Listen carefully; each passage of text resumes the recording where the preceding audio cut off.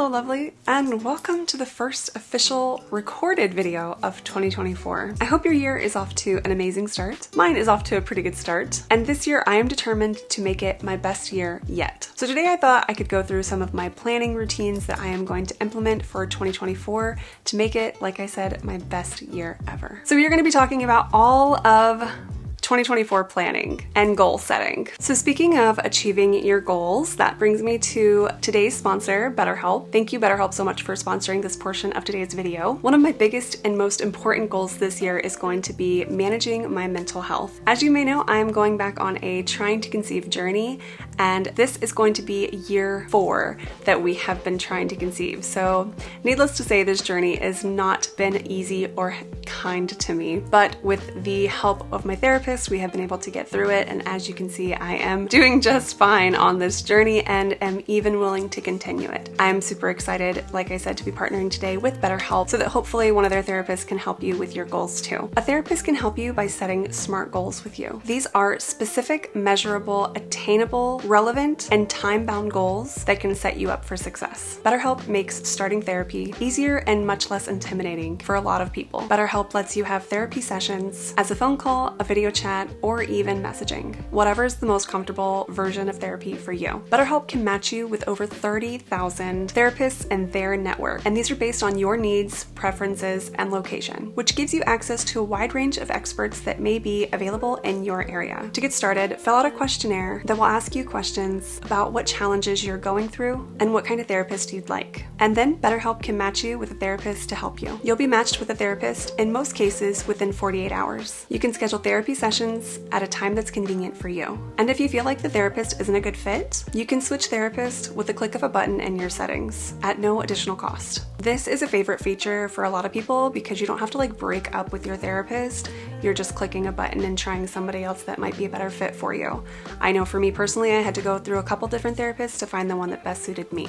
So join the over 4 million people who've used BetterHelp to start living a happier and healthier life. Click the link in the description or visit betterhelp.com/Tiffanie to get 10% off your first month of BetterHelp. Thank you again, BetterHelp, so much for sponsoring this portion of today's video. As you can see, my office looks very different. If you didn't know, we are in my office right now, and I have dramatically changed a lot. The reason for that is I wanted to make my space as productive as possible, and I found that my old desk setup wasn't working for me anymore. This has definitely been a labor of love because, my goodness, I didn't realize how difficult this was gonna be, but it has turned out to be so worth it. So for 2024, I want to completely redo my office space. So right now, this is the office setup. So I've got this catch-all area right here that literally just catches everything.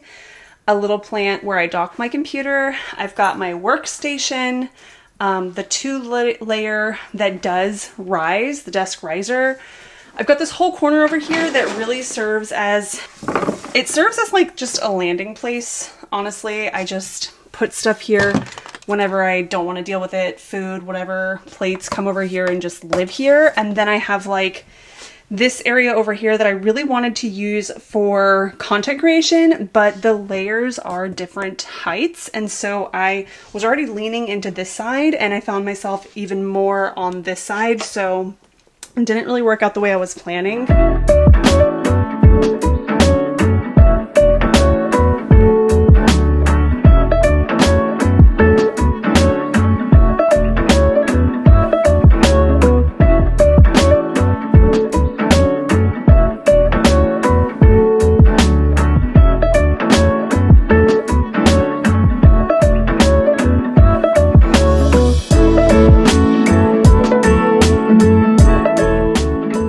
Have so much to build, but so far it's fitting perfectly, measured out exactly how I thought it was going to. It ends just about where the other one ended. I'm about to bring the other one in here underneath there, and then I'm gonna set the desk up. So as you can see, I have put a lot of time and dedication into this office. The rest of it still looks pretty much the same. I haven't changed anything else other than all of the things that I'd work with every single day for my 9-to-5 job. And now I'm going to be incorporating more of my YouTube, so like my side job, in here as well. Before, I was usually taking my MacBook and kind of bouncing around the house wherever I felt comfortable to edit my videos and kind of like plan out my content. But now I've made a dual space so that I can do both my 9-to-5 and my side gig in the same spot, which is going to hopefully be amazing for my productivity. I find myself as somebody who always has the best intention of setting goals or New Year's resolutions, and I always want to stick with them,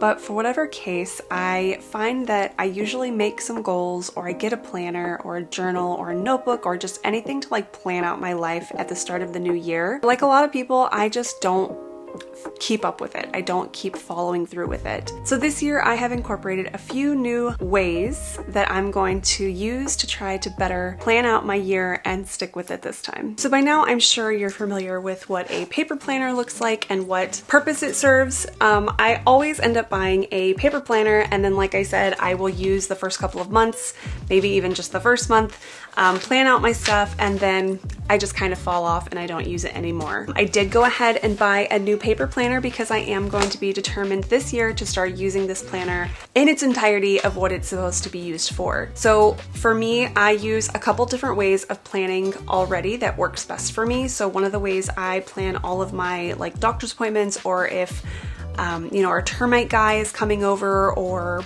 I don't know, Tristan has a doctor's appointment, or whatever the case may be, I use Google Calendar for all of that because it is just my go-to quick use app that I can just open right up. I know how to use it and I can plug in my appointments. It also syncs with Manny's appointments and his calendar, so we both know what's going on when it's going on. So that works best for me as far as like household appointments. But for this planner specifically, for the paper planner, I want to use this one for personal development, personal growth, and my content creation. So this is the first method that I'm going to be using. The second method that I have is also paper, but this is strictly for my day-to-day use. So this one I'm planning to use more on like my 9-to-5 position. It's basically just a running list of everything that I need to get done for the day. It also has like a section for appointments. It's got a section for meal tracking, water intake, things like that. And it's just a very quick snapshot of my day. The third that I am going to use is my iPad. I already do a lot of digital planning as it is, but I do have a few new digital planning apps and a few new digital planning methods that I want to try this year. One of those that I've already been using and will continue to use through the GoodNotes app, I use their planners where I can use my Apple Pencil and I write everything down. All of my accounts are budgeted with my digital planner here in GoodNotes. So in any given month, I can just go to it, I'll go to the calendar and I can see all of the bills that we have coming up. And then in this month, I can see the breakdowns. I can see how much money we're expected to come in, how much money actually came in. And this is just something that I have been using for so long. It's just so comfortable for me. I will definitely continue to be using it going forward in 2024 to just help keep track of obviously our bills, our spendings, and everything else that has to do with like finance. The new digital planning that I'm gonna do this year is called the Adaptable Planner. I got both of these off of Etsy. I can link them down in the description below if you're interested in them. This is the 2024 Adaptable Planner. Basically with this, it is a digital version of a paper planner. I got two different digital planners. This one is called My Glow Up Year, and this one is called the Adaptable Planner. So they have different functions, but I really like digital planning because I find that with physically writing, my wrist tends to hurt and I do not like my writing. If you're anything like me, I have always just hated my writing because I don't know, maybe I have carpal tunnel, I don't know. I just don't like my writing. So digitally planning for me seems a lot more interesting because I can do like a handwritten note, but then that will convert to a written text, like a typed out text rather than my handwriting. So I'm gonna try to use this.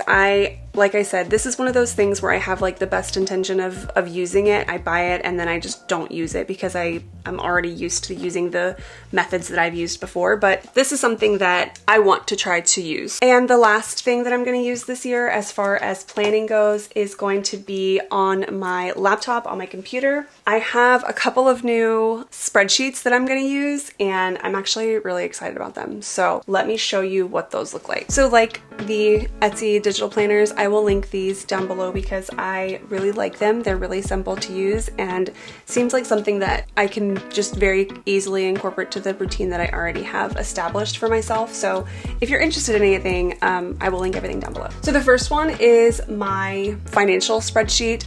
So I've tried many times to do financial sheets in addition to the digital financials that I already have, and I just never stick with it. Again, these are things that I try and I really have the best intentions for, but for whatever reason I just don't stick with it. But this spreadsheet is really simple to understand, and I like that I can have not only like the hard numbers, but I see like the diagrams, like a picture for me to see as well. Like it's a visual projection of the accounts that I have. So for me, this is just really nice to see what's coming in, what's left to spend, what went where. It's just really nice to see spread out like this. I really like this kind of spreadsheet versus the digital financial planner that I have, because the digital one that I write, everything is manually calculated, whereas here, everything is auto-calculated. So if I am off on my digital one on my iPad, I can reference here and say, oh no, that's not right. It's supposed to be this number. I'm hoping I can balance both of these and use both of these together to like make the perfect financial budgeting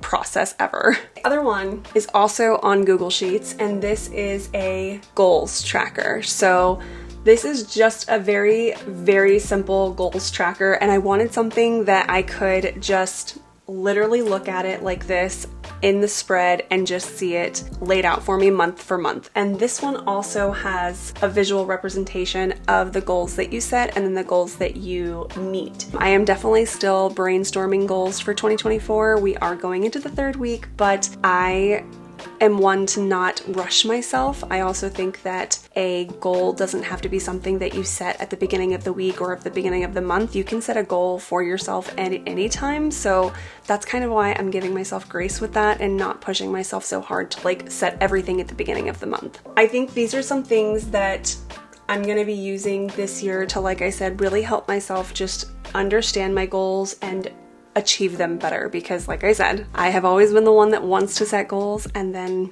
doesn't follow through with them. So I'm hoping that these tools that I'm going to be using this year will help me in achieving all of my goals. So I guess I do have one final tool that I'm going to be using in 2024 to be as productive as possible, and that is my desk itself. As you can maybe tell, I am currently standing all the way up and my desk is with me. So I bought the legs for the desk specifically to be able to stand up whenever I was feeling like I was either getting tired or I needed to move my body, just something so that I could become more productive. So I did have the desk riser prior to having the desk that could stand up all together. One drawback to the riser is that the entire desk didn't move up, it was just what was on the riser itself. I was able to stand up with my 9-to-5 stuff, but of course all of my hobby stuff, it was still sitting and hunched over. So now I have everything up on my new table that rises up all together, and I could not be happier. So here is to the most productive 2024 ever. Thank you guys so much for watching. I hope that you enjoyed this video. If you would like to see a more consistent like monthly reset with me, if you're interested in seeing my monthly bills, kind of that process, please let me know down below, because I would love to share that with you if you'd be interested in watching it. So thank you guys again so much for watching. I love you so much and I hope to see you in the next one. Bye!